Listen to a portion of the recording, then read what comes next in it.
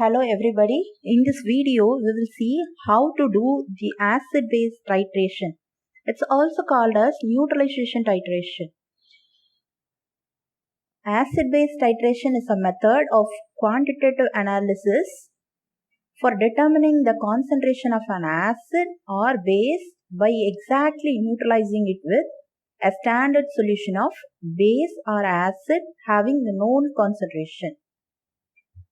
So acid reacts with base and forms salt and water. So we are going to estimate the concentration of any one acid or base by titrating it against a known concentration of base or acid. So they react together and neutralization gives salt. In order to monitor the progress of the reaction, we need to use an indicator. So here we are going to see the estimation of concentration of NaOH against standard solution of HCl solution.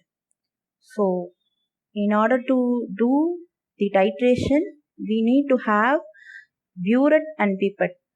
So we also have to know how to use burettes and pipettes. So there are certain steps that you have to follow while filling up the burette. So before filling up the burette, wash it thoroughly with water, then rinse with the solution that we are going to fill it up. So to fill a burette, close the stopcock first. So here I have shown the picture of the stopcock. It can be used both in plastic or glass. Here plastic is shown here in this picture. So this is the top of the burette.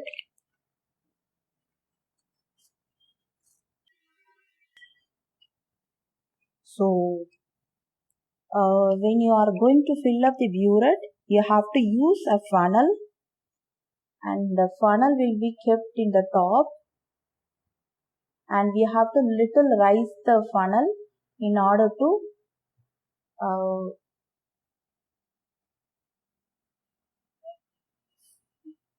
for the airflow, so that the solution can easily go in. So when we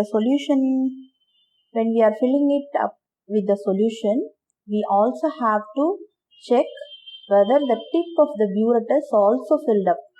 So the tip that will be filled up by passing the solution through this stopcock. So we have to fill up this part as well. That is very important. We also have to make sure that there is no air bubble inside the burette while filling it up. The filling up this tip of the burette is very important. Otherwise, it will end up with wrong reading. So, and while filling it up, when it reaches near the level, so we have to remove the funnel. Then you check for the meniscus. The meniscus, for checking the meniscus, we have to keep our eye exactly parallel to the meniscus. Be sure that your eye is at the level of the meniscus, not above or below. While checking the reading also, you have to follow the same procedure. Otherwise, your result will end up with more error. And coming to the pipette part, while pipetting out the solution, so this is the pipette. While pipetting out the solution, you need to be very careful. Always use a rubber bulb filler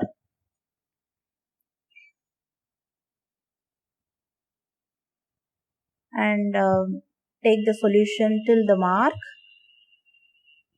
Okay. Coming to the titration part, keep the burette in the burette stand. Make sure that the burette is not leaking. Now take the conical flask,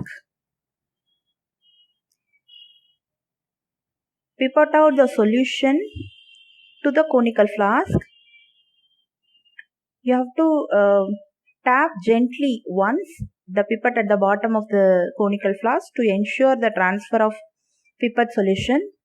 Should never blow the pipette to transfer the solution completely. So here we are pipetting out sodium hydroxide solution to estimate the concentration of NaOH against a standard HCl solution. So you have to pipette out sodium hydroxide solution. Now you have to add the indicator, a drop of indicator that has to be added to monitor the progress of the reaction. So here we are going to use phenolphthalein as the indicator. So the solution becomes pink now after the addition.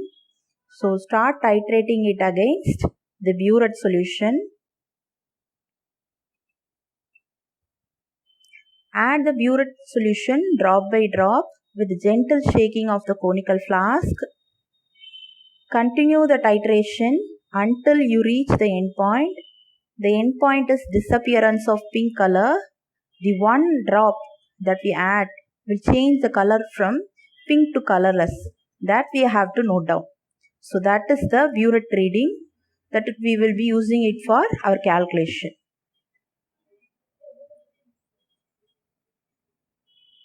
So what happens here is neutralization.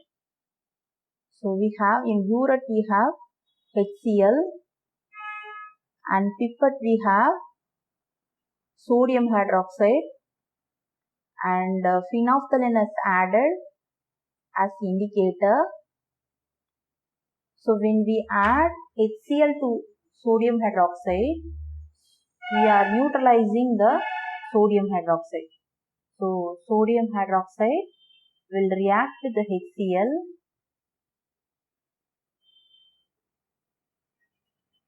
and it produces sodium chloride and water. So sodium chloride and water. So neutralization occurs. So at the end point, the color disappears. So we are noting down the point when the neutralization ends.